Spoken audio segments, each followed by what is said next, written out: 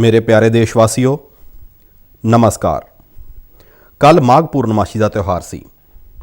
माघ का महीना खास तौर पर नदियाँ, ਸਰੋਵਰਾਂ ਅਤੇ ਜਲ ਸਰੋਤਾਂ ਨਾਲ ਜੁੜਿਆ ਹੋਇਆ ਮੰਨਿਆ ਜਾਂਦਾ ਹੈ।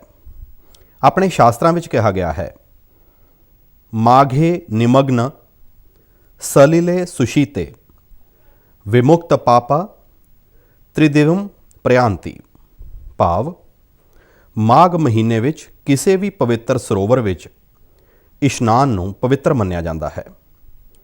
ਦੁਨੀਆ ਦੇ ਹਰ ਸਮਾਜ ਵਿੱਚ ਨਦੀ ਦੇ ਨਾਲ ਜੁੜੀ ਹੋਈ ਕੋਈ ਨਾ ਕੋਈ ਪਰੰਪਰਾ ਹੁੰਦੀ ਹੀ ਹੈ।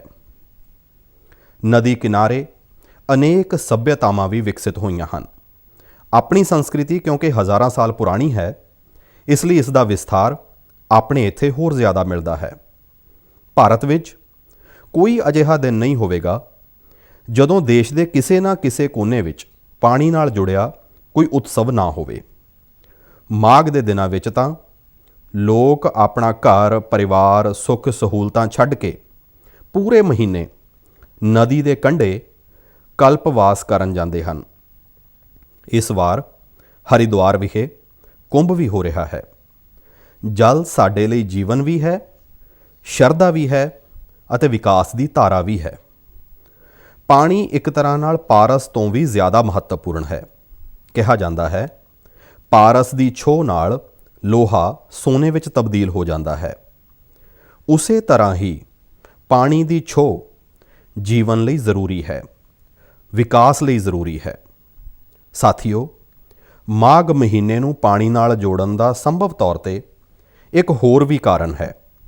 ਇਸ ਦੇ ਬਾਅਦ ਤੋਂ ਹੀ ਸਰਦੀਆਂ ਖਤਮ ਹੋ ਜਾਂਦੀਆਂ ਹਨ ਅਤੇ ਗਰਮੀਆਂ ਦੀ ਦਸਤਕ ਹੋਣ ਲੱਗਦੀ ਹੈ। ਇਸ ਲਈ ਪਾਣੀ ਦੀ ਹਿਫਾਜ਼ਤ ਦੇ ਲਈ ਸਾਨੂੰ ਹੁਣੇ ਤੋਂ ਹੀ ਕੋਸ਼ਿਸ਼ਾਂ ਸ਼ੁਰੂ ਕਰ ਦੇਣੀਆਂ ਚਾਹੀਦੀਆਂ ਹਨ। ਕੁਝ ਦਿਨਾਂ ਬਾਅਦ ਮਾਰਚ ਮਹੀਨੇ ਵਿੱਚ 22 ਤਰੀਕ ਨੂੰ ਵਰਲਡ ਵਾਟਰ ਡੇ ਵੀ ਹੈ।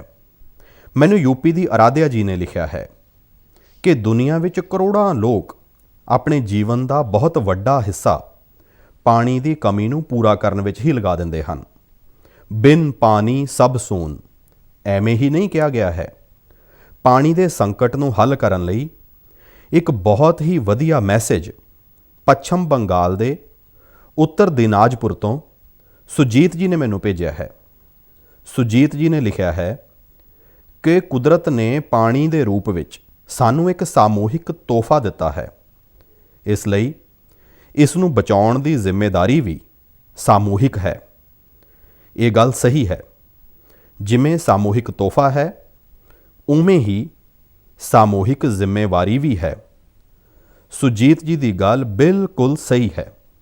ਨਦੀ, ਤਲਾਬ, ਝੀਲ, ਵਰਖਾ ਜਾਂ ਜ਼ਮੀਨ ਦਾ ਪਾਣੀ, ਇਹ ਸਭ ਹਰ ਕਿਸੇ ਦੇ ਲਈ ਹਨ। ਸਾਥੀਓ, ਇੱਕ ਸਮਾਂ ਸੀ ਜਦੋਂ ਪਿੰਡ ਵਿੱਚ ਖੂਹ, ਛੱਪੜ, ਇਹਨਾਂ ਦੀ ਦੇਖਭਾਲ ਸਭ ਮਿਲ ਕੇ ਕਰਦੇ ਸਨ। ਹੁਣ ਅਜਿਹਾ ਹੀ ਇੱਕ ਉਪਰਾਲਾ ਤਮਿਲਨਾਡੂ ਦੇ ਤਿਰੂਵੰਨਾਮਲਾਈ ਵਿੱਚ ਹੋ ਰਿਹਾ ਹੈ। ਇੱਥੇ ਸਥਾਨਕ ਲੋਕਾਂ ਨੇ ਆਪਣੇ ਖੂਹਾਂ ਨੂੰ ਬਚਾਉਣ ਲਈ ਅਭਿਆਨ ਚਲਾਇਆ ਹੋਇਆ ਹੈ। ਇਹ ਲੋਕ ਆਪਣੇ ਇਲਾਕੇ ਵਿੱਚ ਵਰ੍ਹਿਆਂ ਤੋਂ ਬੰਦ ਪਏ ਜਨਤਕ ਖੂਹਾਂ ਨੂੰ ਫਿਰ ਤੋਂ ਜੀਵਤ ਕਰ ਰਹੇ ਹਨ। ਮੱਧ ਪ੍ਰਦੇਸ਼ ਦੇ ਅਗਰੋਥਾ ਪਿੰਡ ਦੀ ਬਬੀਤਾ ਰਾਜਪੂਤ ਜੀ ਵੀ ਜੋ ਕਰ ਰਹੇ ਹਨ, ਉਸ ਤੋਂ ਆਪ ਸਭ ਨੂੰ ਪ੍ਰੇਰਣਾ ਮਿਲੇਗੀ। ਬਬੀਤਾ ਜੀ ਦਾ ਪਿੰਡ ਬੁੰਦੇਲਖੰਡ ਵਿੱਚ ਹੈ। ਉਹਨਾਂ ਦੇ ਪਿੰਡ ਦੇ ਕੋਲ ਕਦੇ ਇੱਕ ਬਹੁਤ ਵੱਡੀ ਝੀਲ ਸੀ ਜੋ ਸੁੱਕ ਗਈ ਸੀ। ਉਹਨਾਂ ਨੇ ਪਿੰਡ ਦੀਆਂ ਹੀ ਦੂਜੀਆਂ ਔਰਤਾਂ ਨੂੰ ਨਾਲ ਲਿਆ ਅਤੇ ਝੀਲ ਤੱਕ ਪਾਣੀ ਲੈ ਕੇ ਜਾਣ ਲਈ ਇੱਕ ਨਹਿਰ ਬਣਾ ਦਿੱਤੀ। ਇਸ ਨਹਿਰ ਨਾਲ ਮੀਂਹ ਦਾ ਪਾਣੀ ਸਿੱਧਾ ਝੀਲ ਵਿੱਚ ਜਾਣ ਲੱਗਿਆ। ਹੁਣ ਇਹ ਝੀਲ ਪਾਣੀ ਨਾਲ ਭਰੀ ਰਹਿੰਦੀ ਹੈ। ਸਾਥੀਓ, ਉੱਤਰਾਖੰਡ ਦੇ ਬਾਗੇਸ਼ਵਰ ਵਿੱਚ ਰਹਿਣ ਵਾਲੇ ਜਗਦੀਸ਼ ਕੁਨਿਆਲ ਜੀ ਦਾ ਕੰਮ ਵੀ ਬਹੁਤ ਕੁਝ ਸਿਖਾਉਂਦਾ ਹੈ। ਜਗਦੀਸ਼ ਜੀ ਦਾ ਪਿੰਡ ਅਤੇ ਆਲੇ ਦੁਆਲੇ ਦਾ ਖੇਤਰ ਪਾਣੀ ਦੀਆਂ ਜ਼ਰੂਰਤਾਂ ਲਈ ਇੱਕ ਕੁਦਰਤੀ ਸਰੋਤ ਉੱਤੇ ਨਿਰਭਰ ਸੀ, ਪਰ ਕਈ ਸਾਲ ਪਹਿਲਾਂ ਇਹ ਸਰੋਤ ਸੁੱਕ ਗਿਆ। ਇਸ ਨਾਲ ਪੂਰੇ ਇਲਾਕੇ ਵਿੱਚ ਪਾਣੀ ਦਾ ਸੰਕਟ ਵੱਧਦਾ ਹੀ ਚਲਿਆ ਗਿਆ। ਜਗਦੀਸ਼ ਜੀ ਨੇ ਇਸ ਸੰਕਟ ਦਾ ਹੱਲ ਦਰਖਤ ਲਗਾ ਕੇ ਕਰਨ ਦੀ ਠਾਣੀ। ਉਹਨਾਂ ਨੇ ਪੂਰੇ ਇਲਾਕੇ ਵਿੱਚ ਪਿੰਡ ਦੇ ਲੋਕਾਂ ਦੇ ਨਾਲ ਮਿਲ ਕੇ ਹਜ਼ਾਰਾਂ ਦਰਖਤ ਲਗਾਏ ਅਤੇ ਅੱਜ ਉਹਨਾਂ ਦੇ ਇਲਾਕੇ ਦਾ ਸੁੱਕ ਚੁੱਕਿਆ ਉਹ ਜਲ ਸਰੋਤ ਫਿਰ ਤੋਂ ਭਰ ਗਿਆ ਹੈ। ਸਾਥੀਓ, ਪਾਣੀ ਨੂੰ ਲੈ ਕੇ ਸਾਨੂੰ ਇਸੇ ਤਰ੍ਹਾਂ ਆਪਣੀਆਂ ਸਾਮੂਹਿਕ ਜ਼ਿੰਮੇਵਾਰੀਆਂ ਨੂੰ ਸਮਝਣਾ ਪਵੇਗਾ। ਭਾਰਤ ਦੇ ਜ਼ਿਆਦਾਤਰ ਹਿੱਸਿਆਂ ਵਿੱਚ ਮਈ-ਜੂਨ ਵਿੱਚ ਵਰਖਾ ਸ਼ੁਰੂ ਹੁੰਦੀ ਹੈ। ਕੀ ਅਸੀਂ ਹੁਣੇ ਤੋਂ ਆਪਣੇ ਆਸ-ਪਾਸ ਦੇ ਜਲ ਸਰੋਤਾਂ ਦੀ ਸਫਾਈ ਦੇ ਲਈ, ਵਰਖਾ ਪਾਣੀ ਨੂੰ ਸੰਭਾਲਣ ਦੇ ਲਈ 100 ਦਿਨ ਦਾ ਕੋਈ ਅਭਿਆਨ ਸ਼ੁਰੂ ਕਰ ਸਕਦੇ ਹਾਂ? ਇਸੇ ਸੋਚ ਦੇ ਨਾਲ ਹੁਣ ਤੋਂ ਕੁਝ ਦਿਨ ਬਾਅਦ ਜਲ ਸ਼ਕਤੀ ਮੰਤਰਾਲਾ ਦੁਆਰਾ ਵੀ Jal Shakti Abhiyan catch the rain ਵੀ ਸ਼ੁਰੂ ਕੀਤਾ ਜਾ ਰਿਹਾ ਹੈ। ਇਸ ਅਭਿਆਨ ਦਾ ਮੂਲ ਮੰਤਰ ਹੈ catch the rain where it falls when it falls. ਆਪਾਂ ਹੁਣੇ ਤੋਂ ਜੁਟਾਂਗੇ। ਆਪਾਂ ਪਹਿਲਾਂ ਤੋਂ ਜੋ ਰੇਨ ਵਾਟਰ ਹਾਰਵੈਸਟਿੰਗ ਸਿਸਟਮ ਹੈ ਉਹਨਾਂ ਨੂੰ ਦਰੁਸਤ ਕਰਵਾ ਲਵਾਂਗੇ। ਪਿੰਡਾਂ ਵਿੱਚ ਤਲਾਬਾਂ ਦੀ, ਛੱਪੜਾਂ ਦੀ ਸਫਾਈ ਕਰਵਾ ਲਵਾਂਗੇ। ਜਲ ਸਰੋਤਾਂ ਤੱਕ ਜਾ ਰਹੇ ਪਾਣੀ ਦੇ ਰਸਤੇ ਦੀਆਂ ਰੁਕਾਵਟਾਂ ਦੂਰ ਕਰ ਲਵਾਂਗੇ ਤਾਂ ਵੱਧ ਤੋਂ ਵੱਧ ਵਰਖਾ ਦੇ ਪਾਣੀ ਨੂੰ ਸੰਭਾਲ ਸਕਾਂਗੇ। ਮੇਰੇ ਪਿਆਰੇ ਦੇਸ਼ਵਾਸੀਓ, ਜਦੋਂ ਵੀ ਮਾਘ ਮਹੀਨੇ ਅਤੇ ਇਸ ਦੇ ਅਧਿਆਤਮਕ ਸਮਾਜਿਕ ਮਹੱਤਵ ਦੀ ਚਰਚਾ ਹੁੰਦੀ ਹੈ ਤਾਂ ਇਹ ਚਰਚਾ ਇੱਕ ਨਾਂ ਦੇ ਬਿਨਾਂ ਪੂਰੀ ਨਹੀਂ ਹੁੰਦੀ। ਇਹ ਨਾਂ ਹੈ ਸੰਤ ਰਵਿਦਾਸ ਜੀ ਦਾ। ਮਾਘ ਪੂਰਨਮਾਸ਼ੀ ਦੇ ਦਿਨ ਹੀ ਸੰਤ ਰਵਿਦਾਸ ਜੀ ਦੀ ਜਯੰਤੀ ਹੁੰਦੀ ਹੈ। ਅੱਜ ਵੀ ਸੰਤ ਰਵਿਦਾਸ ਜੀ ਦੇ ਸ਼ਬਦ, ਉਹਨਾਂ ਦਾ ਗਿਆਨ ਸਾਡਾ ਮਾਰਗਦਰਸ਼ਨ ਕਰਦਾ ਹੈ। ਉਹਨਾਂ ਨੇ ਕਿਹਾ ਸੀ, ਏਕੈ ਮਾਤੀ ਕੇ ਸਭ ਭਾਂਡੇ, ਸਭ ਕਾ ਏਕੋ ਸਿਰਜਨਹਾਰ। ਰਵਿਦਾਸ ਵਿਆਪੈ ਏਕੈ ਘਟ ਭੀਤਰ, ਸਭ ਕੋ ਏਕੈ ਘੜੇ ਕੁਮਹਾਰ। ਆਪਾਂ ਸਭ ਇੱਕ ਹੀ ਮਿੱਟੀ ਦੇ ਬਰਤਨ ਹਾਂ। ਆਪਾਂ ਸਭ ਨੂੰ ਇੱਕ ਨੇ ਹੀ ਘੜਿਆ ਹੈ। ਸੰਤ ਰਵਿਦਾਸ ਜੀ ਨੇ ਸਮਾਜ ਵਿੱਚ ਫੈਲੇ ਵਿਕਾਰਾਂ ਉੱਤੇ ਹਮੇਸ਼ਾ ਖੁੱਲ੍ਹ ਕੇ ਆਪਣੀ ਗੱਲ ਕਹੀ। ਉਹਨਾਂ ਨੇ ਇਹਨਾਂ ਵਿਕਾਰਾਂ ਨੂੰ ਸਮਾਜ ਦੇ ਸਾਹਮਣੇ ਰੱਖਿਆ, ਉਸ ਨੂੰ ਸੁਧਾਰਨ ਲਈ ਰਾਹ ਦਿਖਾਇਆ ਅਤੇ ਤਦੇ ਹੀ ਤਾਂ ਮੀਰਾ ਜੀ ਨੇ ਕਿਹਾ ਸੀ, ਗੁਰੂ ਮਿਲਿਆ ਰੈਦਾਸ ਦੀਨਹੀ ਗਿਆਨ ਕੀ ਗੁਟਕੀ। ਇਹ ਮੇਰਾ ਸੁਭਾਗ ਹੈ ਕਿ ਮੈਂ ਸੰਤ ਰਵਿਦਾਸ ਜੀ ਦੀ ਜਨਮ ਸਥਲੀ ਵਾਰਾਣਸੀ ਨਾਲ ਜੁੜਿਆ ਹੋਇਆ ਹਾਂ।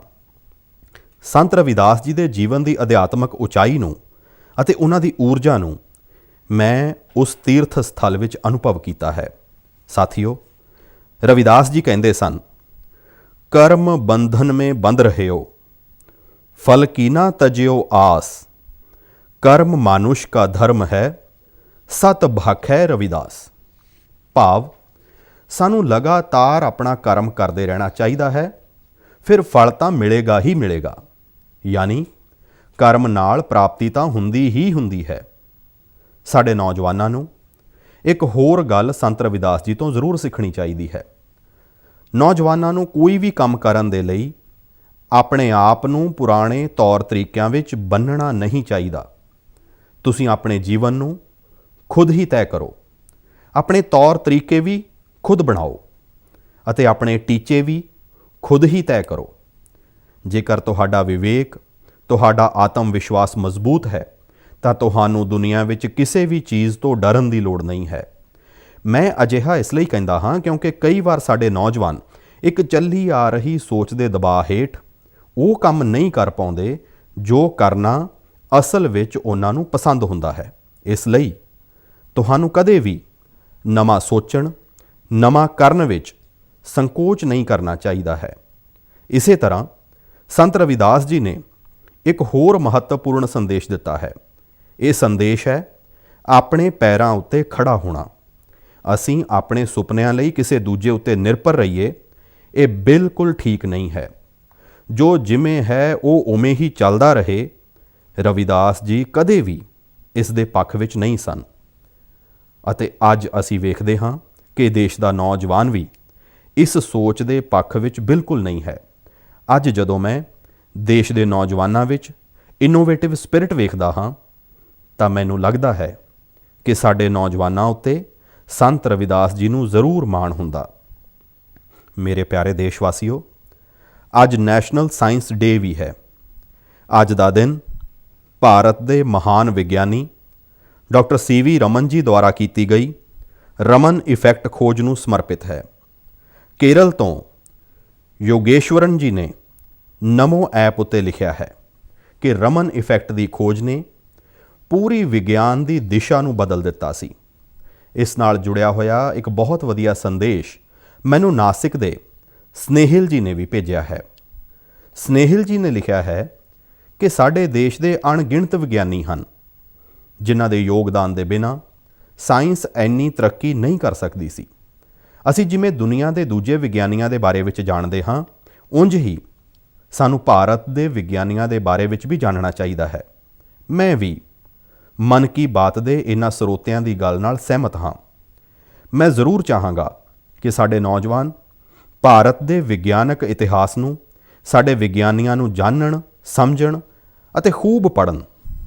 ਸਾਥੀਓ, ਜਦੋਂ ਅਸੀਂ ਸਾਇੰਸ ਦੀ ਗੱਲ ਕਰਦੇ ਹਾਂ ਤਾਂ ਕਈ ਵਾਰ ਇਸ ਨੂੰ ਲੋਕ ਫਿਜ਼ਿਕਸ, ਕੈਮਿਸਟਰੀ ਜਾਂ ਫਿਰ ਲੈਬਸ ਤੱਕ ਹੀ ਸੀਮਤ ਕਰ ਦਿੰਦੇ ਹਨ, ਪਰ ਸਾਇੰਸ ਦਾ ਵਿਸਤਾਰ ਤਾਂ ਇਸ ਤੋਂ ਕਿਤੇ ਵੱਧ ਹੈ ਅਤੇ ਆਤਮ ਨਿਰਭਰ ਭਾਰਤ ਅਭਿਆਨ ਵਿੱਚ ਸਾਇੰਸ ਦੀ ਸ਼ਕਤੀ ਦਾ ਬਹੁਤ ਯੋਗਦਾਨ ਵੀ ਹੈ। ਸਾਨੂੰ ਸਾਇੰਸ ਨੂੰ ਲੈਬ ਟੂ ਲੈਂਡ ਦੇ ਮੰਤਰ ਦੇ ਨਾਲ ਅੱਗੇ ਵਧਾਉਣਾ ਹੋਵੇਗਾ। ਉਦਾਹਰਣ ਦੇ ਤੌਰ ਤੇ ਹੈਦਰਾਬਾਦ ਦੇ ਚਿੰਤਲਾ ਵੈਂਕਟ ਰੈਡੀ ਜੀ ਹਨ। ਰੈਡੀ ਜੀ ਦੇ ਇੱਕ ਡਾਕਟਰ ਮਿੱਤਰ ਨੇ ਉਹਨਾਂ ਨੂੰ ਇੱਕ ਵਾਰ ਵਿਟਾਮਿਨ ਡੀ ਦੀ ਕਮੀ ਕਾਰਨ ਹੋਣ ਵਾਲੀਆਂ ਬਿਮਾਰੀਆਂ ਅਤੇ ਇਸ ਦੇ ਖਤਰਿਆਂ ਦੇ ਬਾਰੇ ਵਿੱਚ ਦੱਸਿਆ। ਰੈਡੀ ਜੀ ਕਿਸਾਨ ਹਨ। ਉਹਨਾਂ ਨੇ ਸੋਚਿਆ ਕਿ ਉਹ ਇਸ ਸਮੱਸਿਆ ਦੇ ਹੱਲ ਲਈ ਕੀ ਕਰ ਸਕਦੇ ਹਨ। ਇਸ ਤੋਂ ਬਾਅਦ ਉਹਨਾਂ ਨੇ ਮਿਹਨਤ ਕੀਤੀ ਅਤੇ ਕਣਕ, ਚੌਲ ਦੀਆਂ ਅਜਿਹੀਆਂ ਪ੍ਰਜਾਤੀਆਂ ਨੂੰ ਵਿਕਸਿਤ ਕੀਤਾ ਜੋ ਖਾਸ ਤੌਰ ਤੇ ਵਿਟਾਮਿਨ ਡੀ ਨਾਲ ਭਰਪੂਰ ਹਨ। ਇਸੇ ਮਹੀਨੇ ਉਹਨਾਂ ਨੂੰ world intellectual property organisation Geneva ਤੋਂ ਪੇਟੈਂਟ ਵੀ ਮਿਲਿਆ ਹੈ। ਇਹ ਸਾਡੀ ਸਰਕਾਰ ਦਾ ਸੁਭਾਗ ਹੈ ਕਿ ਵੈਂਕਟ ਰੈਡੀ ਜੀ ਨੂੰ ਪਿਛਲੇ ਸਾਲ ਪਦਮ ਸ਼੍ਰੀ ਨਾਲ ਵੀ ਸਨਮਾਨਿਤ ਕੀਤਾ ਸੀ। ਇੰਝ ਹੀ ਬਹੁਤ ਇਨੋਵੇਟਿਵ ਤਰੀਕੇ ਨਾਲ ਲੱਦਾਖ ਦੇ ਉਰਗੇਨ ਫੁਤਸੌਗ ਵੀ ਕੰਮ ਕਰ ਰਹੇ ਹਨ। ਉਰਗੇਨ ਜੀ ਇੰਨੀ ਉਚਾਈ ਉੱਤੇ ਆਰਗੈਨਿਕ ਤਰੀਕੇ ਨਾਲ ਖੇਤੀ ਕਰਕੇ ਕੋਈ 20 ਫਸਲਾਂ ਉਗਾ ਰਹੇ ਨੇ, ਉਹ ਵੀ ਸਾਈਕਲਿਕ ਤਰੀਕੇ ਨਾਲ, ਯਾਨੀ ਉਹ ਇੱਕ ਫਸਲ ਦੇ ਵੇਸਟ ਨੂੰ ਦੂਜੀ ਫਸਲ ਵਿੱਚ ਖਾਦ ਦੇ ਤੌਰ ਤੇ ਇਸਤੇਮਾਲ ਕਰ ਲੈਂਦੇ ਹਨ। ਹੈ ਨਾ ਕਮਾਲ ਦੀ ਗੱਲ। ਇਸੇ ਤਰ੍ਹਾਂ ਗੁਜਰਾਤ ਦੇ ਪਾਟਨ ਜ਼ਿਲ੍ਹੇ ਵਿੱਚ ਕਾਮਰਾਜ ਭਾਈ ਚੌਧਰੀ ਨੇ ਘਰ ਵਿੱਚ ਹੀ ਸਹਿਜਨ ਦੇ ਚੰਗੇ ਬੀਜ ਵਿਕਸਿਤ ਕੀਤੇ ਹਨ। ਸਹਿਜਨ ਨੂੰ ਕੁਝ ਲੋਕ ਸਰਗਵਾ ਬੋਲਦੇ ਨੇ। ਇਸ ਨੂੰ ਮੋਰਿੰਗਾ ਜਾਂ ਡਰਮਸਟਿਕ ਵੀ ਕਿਹਾ ਜਾਂਦਾ ਹੈ। ਚੰਗੇ ਬੀਜਾਂ ਦੀ ਮਦਦ ਨਾਲ ਜੋ ਸਹਿਜਨ ਪੈਦਾ ਹੁੰਦਾ ਹੈ, ਉਸ ਦੀ ਕੁਆਲਿਟੀ ਵੀ ਚੰਗੀ ਹੁੰਦੀ ਹੈ। ਆਪਣੀ ਉਪਜ ਨੂੰ ਉਹ ਹੁਣ ਤਾਮਿਲਨਾਡੂ ਅਤੇ ਪੱਛਮ ਬੰਗਾਲ ਭੇਜ ਕੇ ਆਪਣੀ ਕਮਾਈ ਵੀ ਵਧਾ ਰਹੇ ਹਨ। ਸਾਥੀਓ, ਅੱਜ ਕੱਲ੍ਹ ਚੀਆ ਸੀਡਸ ਦਾ ਨਾਂ ਤੁਸੀਂ ਲੋਕ ਬਹੁਤ ਸੁਣਦੇ ਹੋਵੋਗੇ। ਹੈਲਥ ਅਵੇਅਰਨੈਸ ਨਾਲ ਜੁੜੇ ਲੋਕ ਇਸ ਨੂੰ ਕਾਫੀ ਮਹੱਤਵ ਦਿੰਦੇ ਹਨ ਅਤੇ ਦੁਨੀਆ ਵਿੱਚ ਇਸ ਦੀ ਬਹੁਤ ਵੱਡੀ ਮੰਗ ਵੀ ਹੈ। ਭਾਰਤ ਵਿੱਚ ਇਸ ਨੂੰ ਜ਼ਿਆਦਾਤਰ ਬਾਹਰੋਂ ਹੀ ਮੰਗਵਾਉਂਦੇ ਹਨ, ਪਰ ਹੁਣ ਚੀਆ ਸੀਡਸ ਵਿੱਚ ਆਤਮ ਨਿਰਭਰਤਾ ਦਾ ਬੀੜਾ ਵੀ ਲੋਕ ਚੁੱਕ ਰਹੇ ਨੇ। ਇੰਝ ਹੀ ਯੂਪੀ ਦੇ ਬਾਰਾਬੰਕੀ ਵਿੱਚ ਹਰੀਸ਼ ਚੰਦਰ ਜੀ ਨੇ ਚੀਆ ਸੀਡਸ ਦੀ ਖੇਤੀ ਸ਼ੁਰੂ ਕੀਤੀ ਹੈ। ਚੀਆ ਸੀਡਸ ਦੀ ਖੇਤੀ ਉਹਨਾਂ ਦੀ ਕਮਾਈ ਵੀ ਵਧਾਏਗੀ ਅਤੇ ਆਤਮ ਨਿਰਭਰ ਭਾਰਤ ਅਭਿਆਨ ਵਿੱਚ ਮਦਦ ਵੀ ਕਰੇਗੀ। ਸਾਥੀਓ, ਐਗਰੀਕਲਚਰ ਵੇਸਟ ਤੋਂ ਵੈਲਥ ਕ੍ਰੀਏਟ ਕਰਨ ਦੇ ਵੀ ਕਈ ਪ੍ਰਯੋਗ ਦੇਸ਼ ਭਰ ਵਿੱਚ ਸਫਲਤਾਪੂਰਵਕ ਚੱਲ ਰਹੇ ਹਨ। ਜਿਵੇਂ ਮਦੁਰਈ ਦੇ ਮੁਰੂਗੇਸਨ ਜੀ ਨੇ ਕੇਲੇ ਦੇ ਵੇਸਟ ਤੋਂ ਰੱਸੀ ਬਣਾਉਣ ਦੀ ਇੱਕ ਮਸ਼ੀਨ ਬਣਾਈ ਹੈ। ਮੁਰੂਗੇਸਨ ਜੀ ਦੇ ਇਸ ਇਨੋਵੇਸ਼ਨ ਨਾਲ ਵਾਤਾਵਰਣ ਅਤੇ ਗੰਦਗੀ ਦਾ ਵੀ ਹੱਲ ਹੋਵੇਗਾ ਅਤੇ ਕਿਸਾਨਾਂ ਲਈ ਵਾਧੂ ਕਮਾਈ ਦਾ ਰਸਤਾ ਵੀ ਬਣੇਗਾ। ਸਾਥੀਓ, ਮਨ ਕੀ ਬਾਤ ਦੇ ਸਰੋਤਿਆਂ ਨੂੰ ਇੰਨੇ ਸਾਰੇ ਲੋਕਾਂ ਦੇ ਬਾਰੇ ਵਿੱਚ ਦੱਸਣ ਦਾ ਮੇਰਾ ਮਕਸਦ ਇਹੀ ਹੈ ਕਿ ਆਪਾਂ ਸਭ ਇਹਨਾਂ ਤੋਂ ਪ੍ਰੇਰਣਾ ਲਈਏ। ਜਦੋਂ ਦੇਸ਼ ਦਾ ਹਰ ਨਾਗਰਿਕ ਆਪਣੇ ਜੀਵਨ ਵਿੱਚ ਵਿਗਿਆਨ ਦਾ ਵਿਸਥਾਰ ਕਰੇਗਾ, ਹਰ ਖੇਤਰ ਵਿੱਚ ਕਰੇਗਾ, ਤਾਂ ਤਰੱਕੀ ਦੇ ਰਸਤੇ ਵੀ ਖੁੱਲ੍ਹਣਗੇ ਅਤੇ ਦੇਸ਼ ਆਤਮ ਨਿਰਭਰ ਵੀ ਬਣੇਗਾ। ਅਤੇ ਮੈਨੂੰ ਭਰੋਸਾ ਹੈ ਇਹ ਦੇਸ਼ ਦਾ ਹਰ ਨਾਗਰਿਕ ਕਰ ਸਕਦਾ ਹੈ। ਮੇਰੇ ਪਿਆਰੇ ਸਾਥੀਓ, ਕੋਲਕਾਤਾ ਦੇ ਰੰਜਨ ਜੀ ਨੇ ਆਪਣੇ ਪੱਤਰ ਵਿੱਚ ਬਹੁਤ ਹੀ ਦਿਲਚਸਪ ਅਤੇ ਬੁਨਿਆਦੀ ਸਵਾਲ ਪੁੱਛਿਆ ਹੈ ਅਤੇ ਨਾਲ ਹੀ ਬਿਹਤਰੀਨ ਤਰੀਕੇ ਨਾਲ ਉਸ ਦਾ ਜਵਾਬ ਵੀ ਦੇਣ ਦੀ ਕੋਸ਼ਿਸ਼ ਕੀਤੀ ਹੈ। ਉਹ ਲਿਖਦੇ ਹਨ ਕਿ ਜਦੋਂ ਅਸੀਂ ਆਤਮ ਨਿਰਭਰ ਹੋਣ ਦੀ ਗੱਲ ਕਰਦੇ ਹਾਂ ਤਾਂ ਇਸ ਦਾ ਸਾਡੇ ਲਈ ਕੀ ਅਰਥ ਹੁੰਦਾ ਹੈ। ਇਸੇ ਸਵਾਲ ਦੇ ਜਵਾਬ ਵਿੱਚ ਉਹਨਾਂ ਨੇ ਖੁਦ ਹੀ ਅੱਗੇ ਲਿਖਿਆ ਹੈ ਕਿ ਆਤਮ ਨਿਰਭਰ ਭਾਰਤ ਅਭਿਆਨ ਸਿਰਫ ਇੱਕ ਗਵਰਨਮੈਂਟ ਪਾਲਿਸੀ ਨਹੀਂ ਹੈ, ਸਗੋਂ ਇੱਕ ਨੈਸ਼ਨਲ ਸਪਿਰਿਟ ਹੈ। ਉਹ ਮੰਨਦੇ ਹਨ ਕਿ ਆਤਮ ਨਿਰਭਰ ਹੋਣ ਦਾ ਮਤਲਬ ਹੈ ਕਿ ਆਪਣੀ ਕਿਸਮਤ ਦਾ ਫੈਸਲਾ ਖੁਦ ਕਰਨਾ, ਭਾਵ ਖੁਦ ਆਪਣੀ ਕਿਸਮਤ ਦਾ ਮਾਲਕ ਹੋਣਾ। ਰੰਜਨ ਬਾਬੂ ਦੀ ਗੱਲ 100% ਸਹੀ ਹੈ। ਉਹਨਾਂ ਦੀ ਗੱਲ ਨੂੰ ਅੱਗੇ ਵਧਾਉਂਦੇ ਹੋਏ ਮੈਂ ਇਹ ਵੀ ਕਹਾਂਗਾ ਕਿ ਆਤਮ ਨਿਰਭਰਤਾ ਦੀ ਪਹਿਲੀ ਸ਼ਰਤ ਹੁੰਦੀ ਹੈ ਆਪਣੇ ਦੇਸ਼ ਦੀਆਂ ਚੀਜ਼ਾਂ ਉੱਤੇ ਮਾਣ ਹੋਣਾ, ਆਪਣੇ ਦੇਸ਼ ਦੇ ਲੋਕਾਂ ਦੁਆਰਾ ਬਣਾਈਆਂ ਵਸਤਾਂ ਉੱਤੇ ਮਾਣ ਹੋਣਾ। ਜਦੋਂ ਹਰ ਇੱਕ ਦੇਸ਼ਵਾਸੀ ਮਾਣ ਕਰਦਾ ਹੈ, ਹਰ ਇੱਕ ਦੇਸ਼ਵਾਸੀ ਜੁੜਦਾ ਹੈ, ਤਾਂ ਆਤਮ ਨਿਰਭਰ ਭਾਰਤ ਸਿਰਫ ਇੱਕ ਆਰਥਿਕ ਅਭਿਆਨ ਨਾ ਰਹਿ ਕੇ ਇੱਕ ਨੈਸ਼ਨਲ ਸਪਿਰਿਟ ਬਣ ਜਾਂਦਾ ਹੈ। ਜਦੋਂ ਅਸਮਾਨ ਵਿੱਚ ਅਸੀਂ ਆਪਣੇ ਦੇਸ਼ ਵਿੱਚ ਬਣੇ ਫਾਈਟਰ ਪਲੇਨ ਤੇਜਸ ਨੂੰ ਕਲਾਬਾਜ਼ੀਆਂ ਖਾਂਦੇ ਵੇਖਦੇ ਹਾਂ, ਜਦੋਂ ਭਾਰਤ ਵਿੱਚ ਬਣੇ ਟੈਂਕ, ਭਾਰਤ ਵਿੱਚ ਬਣੀਆਂ ਮਿਸਾਈਲਾਂ ਸਾਡਾ ਮਾਣ ਵਧਾਉਂਦੇ ਹਨ, ਜਦੋਂ ਖੁਸ਼ਹਾਲ ਦੇਸ਼ਾਂ ਵਿੱਚ ਅਸੀਂ ਮੈਟਰੋ ਟ੍ਰੇਨ ਦੇ ਮੇਡ ਇਨ ਇੰਡੀਆ ਕੋਚਿਸ ਵੇਖਦੇ ਹਾਂ, ਜਦੋਂ ਦਰਜਨਾਂ ਦੇਸ਼ਾਂ ਤੱਕ made in India corona vaccine ਨੂੰ ਪਹੁੰਚਦੇ ਹੋਏ ਵੇਖਦੇ ਹਾਂ, ਤਾਂ ਸਾਡਾ ਮੱਥਾ ਹੋਰ ਉੱਚਾ ਹੋ ਜਾਂਦਾ ਹੈ। ਅਤੇ ਅਜਿਹਾ ਹੀ ਨਹੀਂ ਹੈ ਕਿ ਵੱਡੀਆਂ ਵੱਡੀਆਂ ਚੀਜ਼ਾਂ ਹੀ ਭਾਰਤ ਨੂੰ ਆਤਮ ਨਿਰਭਰ ਬਣਾਉਣਗੀਆਂ। ਭਾਰਤ ਵਿੱਚ ਬਣੇ ਕੱਪੜੇ, ਭਾਰਤ ਦੇ ਟੈਲੈਂਟਡ ਕਾਰੀਗਰਾਂ ਦੁਆਰਾ ਬਣਾਇਆ ਗਿਆ ਹੈਂਡੀਕ੍ਰਾਫਟ ਦਾ ਸਮਾਨ, ਭਾਰਤ ਦੇ ਇਲੈਕਟ੍ਰੋਨਿਕ ਉਪਕਰਨ, ਭਾਰਤ ਦੇ ਮੋਬਾਈਲ, ਹਰ ਖੇਤਰ ਵਿੱਚ ਸਾਨੂੰ ਇਸ ਮਾਣ ਨੂੰ ਵਧਾਉਣਾ ਹੋਵੇਗਾ। ਜਦੋਂ ਆਪਾਂ ਇਸੇ ਸੋਚ ਦੇ ਨਾਲ ਅੱਗੇ ਵਧਾਂਗੇ, ਤਦ ਹੀ ਸਹੀ ਅਰਥਾਂ ਵਿੱਚ ਆਤਮ ਨਿਰਭਰ ਬਣ ਸਕਾਂਗੇ। ਅਤੇ ਸਾਥੀਓ, ਮੈਨੂੰ ਖੁਸ਼ੀ ਹੈ ਕਿ ਆਤਮ ਨਿਰਭਰ ਭਾਰਤ ਦਾ ਇਹ ਮੰਤਰ ਦੇਸ਼ ਦੇ ਪਿੰਡ-ਪਿੰਡ ਵਿੱਚ ਪਹੁੰਚ ਰਿਹਾ ਹੈ। ਬਿਹਾਰ ਦੇ ਬੇਤੀਆ ਵਿੱਚ ਇਹੀ ਹੋਇਆ ਹੈ, ਜਿਸ ਦੇ ਬਾਰੇ ਵਿੱਚ ਮੈਨੂੰ ਮੀਡੀਆ ਵਿੱਚ ਪੜ੍ਹਨ ਨੂੰ ਮਿਲਿਆ। ਬੇਤੀਆ ਦੇ ਰਹਿਣ ਵਾਲੇ ਪ੍ਰਮੋਦ ਜੀ ਦਿੱਲੀ ਵਿੱਚ ਇੱਕ ਟੈਕਨੀਸ਼ੀਅਨ ਦੇ ਰੂਪ ਵਿੱਚ LED ਬਲਬ ਬਣਾਉਣ ਵਾਲੀ ਫੈਕਟਰੀ ਵਿੱਚ ਕੰਮ ਕਰਦੇ ਸਨ। ਉਹਨਾਂ ਨੇ ਇਸ ਫੈਕਟਰੀ ਵਿੱਚ ਕੰਮ ਕਰਨ ਦੇ ਦੌਰਾਨ ਪੂਰੀ ਪ੍ਰਕਿਰਿਆ ਨੂੰ ਬਹੁਤ ਬਾਰੀਕੀ ਨਾਲ ਸਮਝਿਆ। ਪਰ ਕੋਰੋਨਾ ਦੇ ਦੌਰਾਨ ਪ੍ਰਮੋਦ ਜੀ ਨੂੰ ਆਪਣੇ ਘਰ ਵਾਪਸ ਪਰਤਣਾ ਪਿਆ। ਤੁਸੀਂ ਜਾਣਦੇ ਹੋ, ਪਰਤਣ ਤੋਂ ਬਾਅਦ ਪ੍ਰਮੋਦ ਜੀ ਨੇ ਕੀ ਕੀਤਾ? ਉਹਨਾਂ ਨੇ ਖੁਦ LED ਬਲਬ ਬਣਾਉਣ ਦੀ ਇੱਕ ਛੋਟੀ ਜਿਹੀ ਯੂਨਿਟ ਹੀ ਸ਼ੁਰੂ ਕਰ ਦਿੱਤੀ। ਉਹਨਾਂ ਨੇ ਆਪਣੇ ਖੇਤਰ ਦੇ ਕੁਝ ਨੌਜਵਾਨਾਂ ਨੂੰ ਨਾਲ ਲਿਆ ਅਤੇ ਕੁਝ ਹੀ ਮਹੀਨਿਆਂ ਵਿੱਚ ਫੈਕਟਰੀ ਵਰਕਰ ਤੋਂ ਲੈ ਕੇ ਫੈਕਟਰੀ ਓਨਰ ਬਣਨ ਤੱਕ ਦਾ ਸਫ਼ਰ ਪੂਰਾ ਕਰ ਦਿੱਤਾ, ਉਹ ਵੀ ਆਪਣੇ ਹੀ ਘਰ ਵਿੱਚ ਰਹਿੰਦੇ ਹੋਏ। ਇੱਕ ਹੋਰ ਉਦਾਹਰਣ ਹੈ ਯੂਪੀ ਦੇ ਗੜ੍ਹਮੁਕਤੇਸ਼ਵਰ ਦਾ। ਗੜ੍ਹਮੁਕਤੇਸ਼ਵਰ ਤੋਂ ਸ਼੍ਰੀਮਾਨ ਸੰਤੋਸ਼ ਜੀ ਨੇ ਲਿਖਿਆ ਹੈ ਕਿ ਕਿਵੇਂ ਕੋਰੋਨਾ ਕਾਲ ਵਿੱਚ ਉਹਨਾਂ ਨੇ ਸੰਕਟ ਨੂੰ ਮੌਕੇ ਵਿੱਚ ਬਦਲਿਆ। ਸੰਤੋਸ਼ ਜੀ ਦੇ ਪੁਰਖੇ ਸ਼ਾਨਦਾਰ ਕਾਰੀਗਰ ਸਨ, ਚਟਾਈ ਬਣਾਉਣ ਦਾ ਕੰਮ ਕਰਦੇ ਸਨ। ਕੋਰੋਨਾ ਦੇ ਸਮੇਂ ਜਦੋਂ ਬਾਕੀ ਕੰਮ ਰੁਕੇ, ਤਾਂ ਇਹਨਾਂ ਲੋਕਾਂ ਨੇ ਬਹੁਤ ਊਰਜਾ ਅਤੇ ਉਤਸ਼ਾਹ ਦੇ ਨਾਲ ਚਟਾਈ ਬਣਾਉਣਾ ਸ਼ੁਰੂ ਕੀਤਾ। ਛੇਤੀ ਹੀ ਉਹਨਾਂ ਨੂੰ ਨਾ ਸਿਰਫ ਉੱਤਰ ਪ੍ਰਦੇਸ਼, ਸਗੋਂ ਦੂਜੇ ਸੂਬਿਆਂ ਤੋਂ ਵੀ ਚਟਾਈ ਦੇ ਆਰਡਰ ਮਿਲਣੇ ਸ਼ੁਰੂ ਹੋ ਗਏ। ਸੰਤੋਸ਼ ਜੀ ਨੇ ਇਹ ਵੀ ਦੱਸਿਆ ਹੈ, ਇਸ ਨਾਲ ਇਸ ਖੇਤਰ ਦੀ ਸੈਂਕੜੇ ਸਾਲ ਪੁਰਾਣੀ ਖੂਬਸੂਰਤ ਕਲਾ ਨੂੰ ਵੀ ਇੱਕ ਨਵੀਂ ਤਾਕਤ ਮਿਲੀ ਹੈ।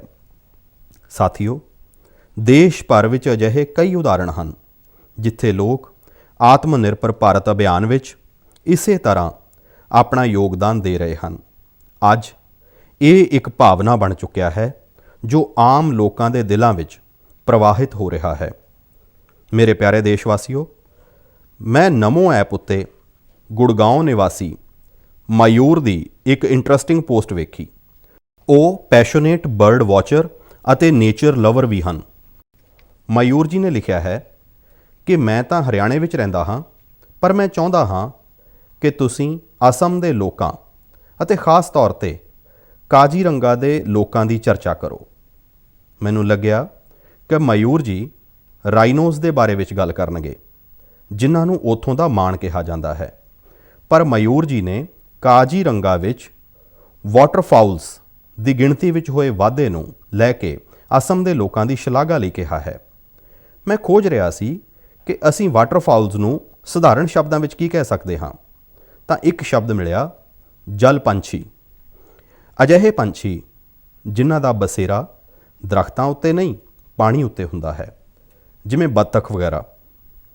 Kaziranga national park and tiger reserve authority ਕੁਝ ਸਮੇਂ ਤੋਂ ਐਨੂਅਲ ਵਾਟਰਫਾਊਲਸ ਸੈਂਸਸ ਕਰਦੀ ਆ ਰਹੀ ਹੈ। ਇਸ ਸੈਂਸਸ ਨਾਲ ਪਾਣੀ ਪੰਛੀਆਂ ਦੀ ਗਿਣਤੀ ਦਾ ਪਤਾ ਚੱਲਦਾ ਹੈ ਅਤੇ ਉਹਨਾਂ ਦੇ ਪਸੰਦੀਦਾ ਹੈਬਿਟੈਟ ਦੀ ਜਾਣਕਾਰੀ ਮਿਲਦੀ ਹੈ। ਹੁਣੇ 2-3 ਹਫ਼ਤੇ ਪਹਿਲਾਂ ਹੀ ਸਰਵੇ ਫਿਰ ਹੋਇਆ ਹੈ। ਤੁਹਾਨੂੰ ਵੀ ਇਹ ਜਾਣ ਕੇ ਖੁਸ਼ੀ ਹੋਵੇਗੀ ਕਿ ਇਸ ਵਾਰ ਜਲ ਪੰਛੀਆਂ ਦੀ ਗਿਣਤੀ ਪਿਛਲੇ ਸਾਲ ਦੇ ਮੁਕਾਬਲੇ ਲਗਭਗ 175% ਵੱਧ ਆਈ ਹੈ। ਇਸ ਸੈਂਸਸ ਦੇ ਦੌਰਾਨ ਕਾਜ਼ੀਰੰਗਾ ਨੈਸ਼ਨਲ ਪਾਰਕ ਵਿੱਚ ਬਰਡਸ ਦੀਆਂ ਕੁੱਲ 112 ਸਪੀਸ਼ੀਜ਼ ਨੂੰ ਵੇਖਿਆ ਗਿਆ ਹੈ। ਇਹਨਾਂ ਵਿੱਚੋਂ 58 ਸਪੀਸ਼ੀਜ਼ ਯੂਰਪ, ਸੈਂਟਰਲ ਏਸ਼ੀਆ ਅਤੇ ਈਸਟ ਏਸ਼ੀਆ ਸਮੇਤ ਦੁਨੀਆ ਦੇ ਵਿਭਿੰਨ ਹਿੱਸਿਆਂ ਤੋਂ ਆਏ ਵਿੰਟਰ ਮਾਈਗਰੈਂਟ ਸਨ। ਇਸ ਦਾ ਸਭ ਤੋਂ ਮਹੱਤਵਪੂਰਨ ਕਾਰਨ ਇਹ ਹੈ ਕਿ ਇੱਥੇ ਬਿਹਤਰ ਵਾਟਰ ਕੰਜ਼ਰਵੇਸ਼ਨ ਹੋਣ ਦੇ ਨਾਲ ਹਿਊਮਨ ਇੰਟਰਫੇਰੈਂਸ ਬਹੁਤ ਘੱਟ ਹੈ। ਉਂਝ ਕੁਝ ਮਾਮਲਿਆਂ ਵਿੱਚ ਪੋਜ਼ਿਟਿਵ ਹਿਊਮਨ ਇੰਟਰਫੇਰੈਂਸ ਵੀ ਬਹੁਤ ਮਹੱਤਵਪੂਰਨ ਹੁੰਦਾ ਹੈ। ਅਸਮ ਦੇ ਸ਼੍ਰੀ ਜਾਦਵ ਪਾਇੰਗ ਨੂੰ ਹੀ ਵੇਖ ਲਵੋ। ਤੁਹਾਡੇ ਵਿੱਚੋਂ ਕੁਝ ਲੋਕ ਉਹਨਾਂ ਦੇ ਬਾਰੇ ਵਿੱਚ ਜ਼ਰੂਰ ਜਾਣਦੇ ਹੋਣਗੇ। ਆਪਣੇ ਕੰਮਾਂ ਲਈ ਉਹਨਾਂ ਨੂੰ ਪਦਮ ਸਨਮਾਨ ਮਿਲਿਆ ਹੈ। ਸ਼੍ਰੀ ਜਾਦਵ ਪਾਇੰਗ ਉਹ ਸ਼ਖਸ ਹਨ ਜਿਨ੍ਹਾਂ ਨੇ ਅਸਮ ਵਿੱਚ ਮਜੂਲੀ ਆਈਲੈਂਡ ਵਿੱਚ ਲਗਭਗ 300 ਹੈਕਟੇਅਰ ਪਲਾਂਟੇਸ਼ਨ ਵਿੱਚ ਆਪਣਾ ਸਰਗਰਮ ਯੋਗਦਾਨ ਦਿੱਤਾ ਹੈ।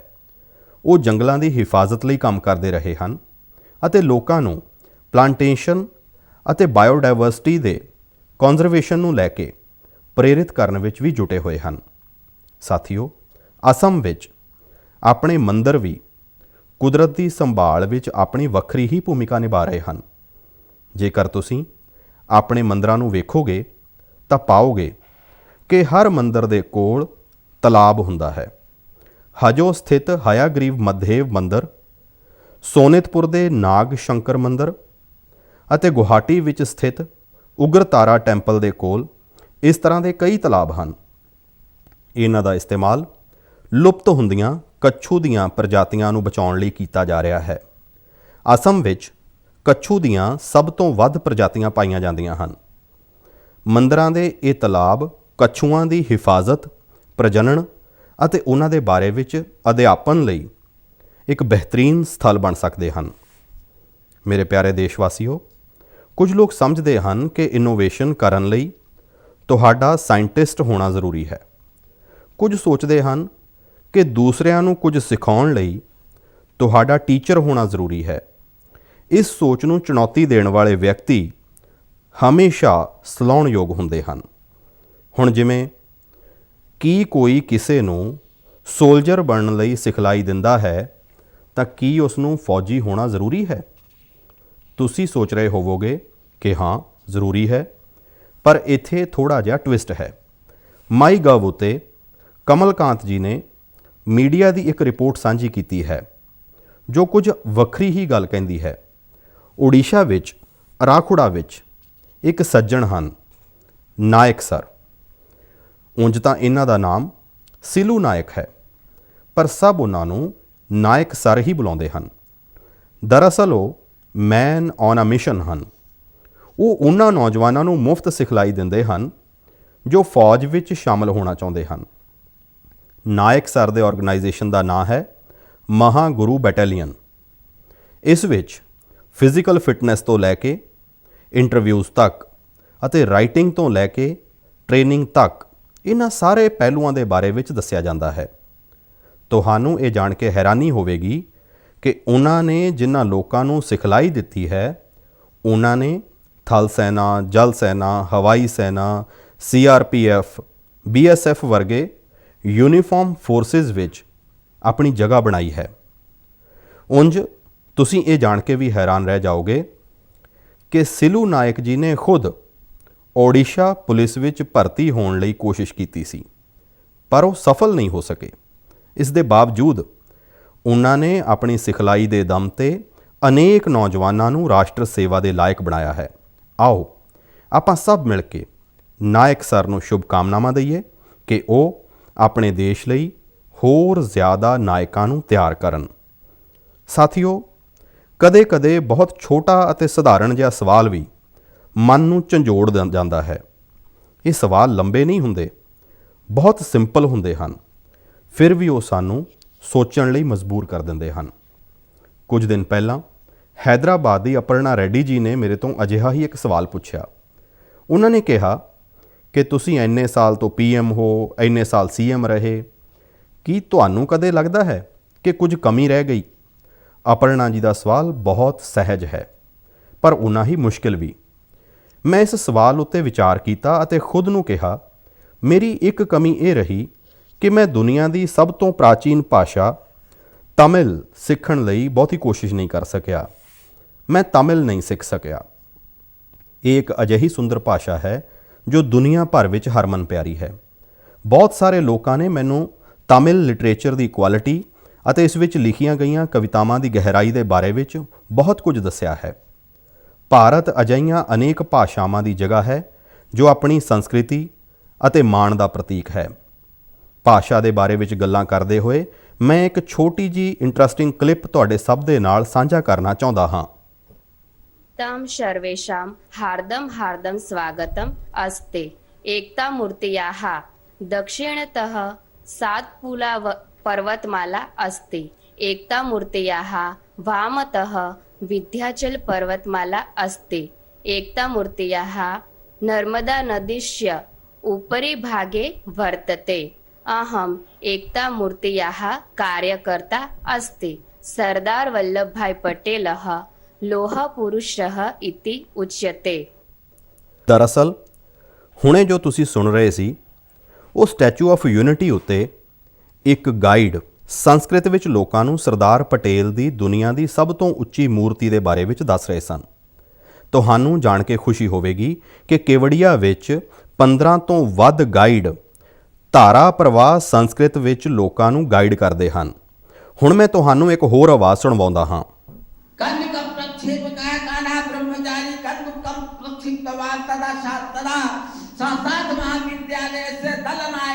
अखिलेश पांडे तीव्रगत्या फलकेन कन्दुकं ताडितं तदा आकाशमार्गेण उड्डयन् कन्दुकं सीमारेखातः बहिर्गतं ततः खड्गधावनं तेषां कोशे खड्गधावनं। ਤੁਸੀਂ ਵੀ ਇਸ ਨੂੰ ਸੁਣ ਕੇ ਹੈਰਾਨ ਹੋ ਗਏ ਹੋਵੋਗੇ। ਦਰਅਸਲ ਇਹ ਸੰਸਕ੍ਰਿਤ ਵਿੱਚ ਕੀਤੀ ਜਾ ਰਹੀ ਕ੍ਰਿਕਟ ਕਮੈਂਟਰੀ ਹੈ। ਵਾਰਾਣਸੀ ਵਿੱਚ ਸੰਸਕ੍ਰਿਤ ਮਹਾਵਿਦਿਆਲਯ ਦੇ ਵਿੱਚ ਇੱਕ ਕ੍ਰਿਕਟ ਟੂਰਨਾਮੈਂਟ ਹੁੰਦਾ ਹੈ। ਇਹ ਮਹਾਵਿਦਿਆਲਯ ਹਨ ਸ਼ਾਸਤਰਾਰਥ ਮਹਾਵਿਦਿਆਲਾ, ਸਵਾਮੀ ਵੇਦਾਂਤੀ ਵੇਦਾਂਤ ਵਿਦਿਆਪੀਠ, ਸ਼੍ਰੀ ਬ੍ਰਹਮ ਵੇਦ ਵਿਦਿਆਲਾ ਅਤੇ ਇੰਟਰਨੈਸ਼ਨਲ ਚੰਦਰਮੌਲੀ ਚੈਰੀਟੇਬਲ ਟਰਸਟ। ਇਸ ਟੂਰਨਾਮੈਂਟ ਦੇ ਮੈਚਾਂ ਦੇ ਦੌਰਾਨ ਕਮੈਂਟਰੀ ਸੰਸਕ੍ਰਿਤ ਵਿੱਚ ਵੀ ਕੀਤੀ ਜਾਂਦੀ ਹੈ। ਹੁਣੇ ਮੈਂ ਉਸੇ ਕਮੈਂਟਰੀ ਦਾ ਇੱਕ ਬਹੁਤ ਹੀ ਛੋਟਾ ਜਿਹਾ ਹਿੱਸਾ ਤੁਹਾਨੂੰ ਸੁਣਾਇਆ। ਇਹੀ ਨਹੀਂ, ਇਸ ਟੂਰਨਾਮੈਂਟ ਵਿੱਚ ਖਿਡਾਰੀ ਅਤੇ ਕਮੈਂਟੇਟਰ ਰਵਾਇਤੀ ਪੁਸ਼ਾਕਾਂ ਵਿੱਚ ਨਜ਼ਰ ਆਉਂਦੇ ਹਨ। ਜੇਕਰ ਤੁਹਾਨੂੰ ਐਨਰਜੀ, ਐਕਸਾਈਟਮੈਂਟ, ਸਸਪੈਂਸ ਸਭ ਕੁਝ ਇਕੱਠੇ ਚਾਹੀਦਾ ਹੈ ਤਾਂ ਤੁਹਾਨੂੰ ਖੇਡਾਂ ਦੀ ਕਮੈਂਟਰੀ ਸੁਣਨੀ ਚਾਹੀਦੀ ਹੈ। TV ਆਉਣ ਤੋਂ ਬਹੁਤ ਪਹਿਲਾਂ ਸਪੋਰਟਸ ਕਮੈਂਟਰੀ ਹੀ ਉਹ ਮਾਧਿਅਮ ਸੀ ਜਿਸ ਦੇ ਜ਼ਰੀਏ ਕ੍ਰਿਕਟ ਅਤੇ ਹਾਕੀ ਵਰਗੇ ਖੇਡਾਂ ਦਾ ਰੋਮਾਂਚ ਦੇਸ਼ ਭਰ ਦੇ ਲੋਕ ਮਹਿਸੂਸ ਕਰਦੇ ਸਨ। ਟੈਨਿਸ ਅਤੇ ਫੁੱਟਬਾਲ ਮੈਚਾਂ ਦੀ ਕਮੈਂਟਰੀ ਵੀ ਬਹੁਤ ਚੰਗੀ ਤਰ੍ਹਾਂ ਨਾਲ ਪੇਸ਼ ਕੀਤੀ ਜਾਂਦੀ ਹੈ। ਅਸੀਂ ਵੇਖਿਆ ਹੈ ਕਿ ਜਿਨ੍ਹਾਂ ਖੇਡਾਂ ਵਿੱਚ ਕਮੈਂਟਰੀ ਤਾਕਤਵਰ ਹੈ ਉਹਨਾਂ ਦਾ ਪ੍ਰਚਾਰ ਪ੍ਰਸਾਰ ਬਹੁਤ ਤੇਜ਼ੀ ਨਾਲ ਹੁੰਦਾ ਹੈ। ਆਪਣੇ ਇੱਥੇ ਵੀ ਬਹੁਤ ਸਾਰੇ ਭਾਰਤੀ ਖੇਡ ਹਨ ਪਰ ਉਹਨਾਂ ਵਿੱਚ ਕਮੈਂਟਰੀ ਕਲਚਰ ਨਹੀਂ ਆਇਆ ਹੈ ਅਤੇ ਇਸੇ ਵਜ੍ਹਾ ਕਰਕੇ ਉਹ ਲੁਪਤ ਹੋਣ ਦੀ ਸਥਿਤੀ ਵਿੱਚ ਹਨ। ਮੇਰੇ ਮਨ ਵਿੱਚ ਇੱਕ ਵਿਚਾਰ ਹੈ, ਕਿਉਂ ਨਾ ਵੱਖੋ ਵੱਖਰੀਆਂ ਸਪੋਰਟਸ ਅਤੇ ਖਾਸ ਤੌਰ 'ਤੇ ਭਾਰਤੀ ਖੇਡਾਂ ਦੀ ਚੰਗੀ ਕਮੈਂਟਰੀ ਵੱਧ ਤੋਂ ਵੱਧ ਭਾਸ਼ਾਵਾਂ ਵਿੱਚ ਹੋਵੇ। ਸਾਨੂੰ ਇਸ ਨੂੰ ਹੱਲਾਸ਼ੇਰੀ ਦੇਣ ਬਾਰੇ ਵਿੱਚ ਜ਼ਰੂਰ ਸੋਚਣਾ ਚਾਹੀਦਾ ਹੈ। ਮੈਂ ਖੇਡ ਮੰਤਰਾਲਾ ਅਤੇ ਪ੍ਰਾਈਵੇਟ ਸੰਸਥਾਵਾਂ ਦੇ ਸਾਥੀਆਂ ਨੂੰ ਇਸ ਬਾਰੇ ਵਿੱਚ ਸੋਚਣ ਦੀ ਬੇਨਤੀ ਕਰਾਂਗਾ। ਮੇਰੇ ਪਿਆਰੇ ਨੌਜਵਾਨ ਸਾਥੀਓ, ਆਉਣ ਵਾਲੇ ਕੁਝ ਮਹੀਨੇ ਆਪ ਸਭ ਦੇ ਜੀਵਨ ਵਿੱਚ ਖਾਸ ਮਹੱਤਵ ਰੱਖਦੇ ਹਨ। ਜ਼ਿਆਦਾਤਰ ਨੌਜਵਾਨ ਸਾਥੀਆਂ ਦੇ ਐਗਜ਼ਾਮਸ, ਇਮਤਿਹਾਨ ਹੋਣਗੇ। ਆਪ ਸਭ ਨੂੰ ਯਾਦ ਹੈ ਨਾ, ਵਾਰੀਅਰ ਬਣਨਾ ਹੈ, ਵਰੀਅਰ ਨਹੀਂ। ਹੱਸਦੇ ਹੋਏ ਐਗਜ਼ਾਮ ਦੇਣ ਜਾਣਾ ਹੈ ਅਤੇ ਮੁਸਕਰਾਉਂਦੇ ਹੋਏ ਪਰਤਣਾ ਹੈ। ਕਿਸੇ ਹੋਰ ਨਾਲ ਨਹੀਂ, ਆਪਣੇ ਆਪ ਨਾਲ ਹੀ ਮੁਕਾਬਲਾ ਕਰਨਾ ਹੈ। ਭਰਪੂਰ ਨੀਂਦ ਵੀ ਲੈਣੀ ਹੈ ਅਤੇ ਟਾਈਮ ਮੈਨੇਜਮੈਂਟ ਵੀ ਕਰਨਾ ਹੈ। ਖੇਡਣਾ ਵੀ ਨਹੀਂ ਛੱਡਣਾ ਹੈ, ਕਿਉਂਕਿ ਜੋ ਖੇਡੇ ਉਹ ਖਿੜੇ। ਰਿਵੀਜ਼ਨ ਅਤੇ ਯਾਦ ਕਰਨ ਦੇ ਸਮਾਰਟ ਤਰੀਕੇ ਅਪਣਾਉਣੇ ਹਨ। ਯਾਨੀ ਕੁੱਲ ਮਿਲਾ ਕੇ ਇਹਨਾਂ ਐਗਜ਼ਾਮਸ ਵਿੱਚ ਆਪਣੇ ਬੈਸਟ ਨੂੰ ਬਾਹਰ ਲਿਆਉਣਾ ਹੈ। ਤੁਸੀਂ ਸੋਚ ਰਹੇ ਹੋਵੋਗੇ ਇਹ ਸਭ ਹੋਵੇਗਾ ਕਿਵੇਂ? ਆਪਾਂ ਸਭ ਮਿਲ ਕੇ ਇਹ ਕਰਨ ਵਾਲੇ ਹਾਂ। ਹਰ ਸਾਲ ਦੀ ਤਰ੍ਹਾਂ ਇਸ ਸਾਲ ਵੀ ਆਪਾਂ ਸਭ ਕਰਾਂਗੇ ਪ੍ਰੀਖਿਆ ਪੇ ਚਰਚਾ। ਪਰ ਮਾਰਚ ਵਿੱਚ ਹੋਣ ਵਾਲੀ ਪ੍ਰੀਖਿਆ ਪੇ ਚਰਚਾ ਤੋਂ ਪਹਿਲਾਂ ਮੇਰੀ ਆਪ ਸਭ ਐਗਜ਼ਾਮ ਵਾਰੀਅਰਸ ਨੂੰ, ਪੇਰੈਂਟਸ ਨੂੰ ਅਤੇ ਟੀਚਰਸ ਨੂੰ ਰਿਕੁਐਸਟ ਹੈ ਕਿ ਆਪਣੇ ਅਨੁਭਵ, ਆਪਣੇ ਟਿਪਸ ਜ਼ਰੂਰ ਸ਼ੇਅਰ ਕਰੋ। ਤੁਸੀਂ ਮਾਈਗਵ ਉੱਤੇ ਸ਼ੇਅਰ ਕਰ ਸਕਦੇ ਹੋ, ਨਰਿੰਦਰ ਮੋਦੀ ਐਪ ਉੱਤੇ ਸ਼ੇਅਰ ਕਰ ਸਕਦੇ ਹੋ। ਇਸ ਵਾਰ ਦੀ ਪ੍ਰੀਖਿਆ ਪੇ ਚਰਚਾ ਵਿੱਚ ਨੌਜਵਾਨਾਂ ਦੇ ਨਾਲ ਪੇਰੈਂਟਸ ਅਤੇ ਟੀਚਰਸ ਨੂੰ ਵੀ ਸੱਦਾ ਹੈ। ਕਿਵੇਂ ਪਾਰਟਿਸਿਪੇਟ ਕਰਨਾ ਹੈ, ਕਿਵੇਂ ਪ੍ਰਾਈਜ਼ ਜਿੱਤਣਾ ਹੈ, ਕਿਵੇਂ ਮੇਰੇ ਨਾਲ ਡਿਸਕਸ਼ਨ ਦਾ ਮੌਕਾ ਪ੍ਰਾਪਤ ਕਰਨਾ ਹੈ, ਇਹ ਸਾਰੀਆਂ ਜਾਣਕਾਰੀਆਂ ਤੁਹਾਨੂੰ ਮਾਈਗਵ ਉੱਤੇ ਮਿਲਣਗੀਆਂ। ਹੁਣ ਤੱਕ 1 ਲੱਖ ਤੋਂ ਵੱਧ ਵਿਦਿਆਰਥੀ, ਕੋਈ 40,000 ਪੇਰੈਂਟਸ ਅਤੇ ਤਕਰੀਬਨ 10,000 ਟੀਚਰ ਭਾਗ ਲੈ ਚੁੱਕੇ ਹਨ। ਤੁਸੀਂ ਵੀ ਅੱਜ ਹੀ ਪਾਰਟਿਸਿਪੇਟ ਕਰੋ। ਇਸ ਕਰੋਨਾ ਦੇ ਸਮੇਂ ਵਿੱਚ ਮੈਂ ਕੁਝ ਸਮਾਂ ਕੱਢ ਕੇ ਐਗਜ਼ਾਮ ਵਾਰੀਅਰ ਬੁੱਕ ਵਿੱਚ ਵੀ ਕਈ ਨਵੇਂ ਮੰਤਰ ਜੋੜ ਦਿੱਤੇ ਹਨ। ਹੁਣ ਇਸ ਵਿੱਚ ਪੇਰੈਂਟਸ ਲਈ ਵੀ ਕੁਝ ਮੰਤਰ ਐਡ ਕੀਤੇ ਗਏ ਹਨ। ਇਹਨਾਂ ਮੰਤਰਾਂ ਨਾਲ ਜੁੜੀਆਂ ਢੇਰ ਸਾਰੀਆਂ interesting activities Narendra Modi app ਉੱਤੇ ਦਿੱਤੀਆਂ ਹੋਈਆਂ ਹਨ, ਜੋ ਤੁਹਾਡੇ ਅੰਦਰ ਦੇ ਐਗਜ਼ਾਮ ਵਾਰੀਅਰ ਨੂੰ ਇਗਨਾਈਟ ਕਰਨ ਵਿੱਚ ਮਦਦ ਕਰਨਗੀਆਂ। ਤੁਸੀਂ ਇਹਨਾਂ ਨੂੰ ਜ਼ਰੂਰ ਟਰਾਈ ਕਰਕੇ ਵੇਖੋ। ਸਾਰੇ ਨੌਜਵਾਨ ਸਾਥੀਆਂ ਨੂੰ ਆਉਣ ਵਾਲੇ ਇਮਤਿਹਾਨਾਂ ਲਈ ਬਹੁਤ ਬਹੁਤ ਸ਼ੁਭਕਾਮਨਾਵਾਂ। ਮੇਰੇ ਪਿਆਰੇ ਦੇਸ਼ਵਾਸੀਓ, ਮਾਰਚ ਦਾ ਮਹੀਨਾ ਸਾਡੇ ਫਾਈਨੈਂਸ਼ੀਅਲ ਈਅਰ ਦਾ ਆਖਰੀ ਮਹੀਨਾ ਵੀ ਹੁੰਦਾ ਹੈ। ਇਸ ਲਈ ਤੁਹਾਡੇ ਵਿੱਚੋਂ ਬਹੁਤ ਸਾਰੇ ਲੋਕਾਂ ਲਈ ਕਾਫੀ ਰੁਝੇਵੇਂ ਵੀ ਰਹਿਣਗੇ। ਹੁਣ ਜਿਸ ਤਰ੍ਹਾਂ ਨਾਲ ਦੇਸ਼ ਵਿੱਚ ਆਰਥਿਕ ਗਤੀਵਿਧੀਆਂ ਤੇਜ਼ ਹੋ ਰਹੀਆਂ ਹਨ, ਉਸ ਨਾਲ ਸਾਡੇ ਵਪਾਰੀ ਅਤੇ ਉੱਦਮੀ ਸਾਥੀਆਂ ਦੇ ਰੁਝੇਵੇਂ ਵੀ ਬਹੁਤ ਵਧ ਰਹੇ ਹਨ। ਇਹਨਾਂ ਸਾਰੇ ਕੰਮਾਂ ਦਰਮਿਆਨ ਆਪਾਂ ਕੋਰੋਨਾ ਵੱਲੋਂ ਸਾਵਧਾਨੀ ਘੱਟ ਨਹੀਂ ਕਰਨੀ ਹੈ। ਆਪ ਸਭ ਤੰਦਰੁਸਤ ਰਹੋਗੇ, ਖੁਸ਼ ਰਹੋਗੇ, ਫਰਜ਼ਾਂ ਦੇ ਰਾਹ 'ਤੇ ਡਟੇ ਰਹੋਗੇ ਤਾਂ ਦੇਸ਼ ਤੇਜ਼ੀ ਨਾਲ ਅੱਗੇ ਵਧਦਾ ਰਹੇਗਾ। ਆਪ ਸਭ ਨੂੰ ਤਿਉਹਾਰਾਂ ਦੀਆਂ ਅਗਾਊਂ ਸ਼ੁਭਕਾਮਨਾਵਾਂ। ਨਾਲੋਂ ਨਾਲ ਕੋਰੋਨਾ ਦੇ ਸਬੰਧ ਵਿੱਚ ਜੋ ਵੀ ਨਿਯਮਾਂ ਦਾ ਪਾਲਣ ਕਰਨਾ ਹੈ, ਉਸ ਵਿੱਚ ਕੋਈ ਢਿੱਲ ਨਹੀਂ ਆਉਣੀ ਚਾਹੀਦੀ। ਬਹੁਤ ਬਹੁਤ ਧੰਨਵਾਦ।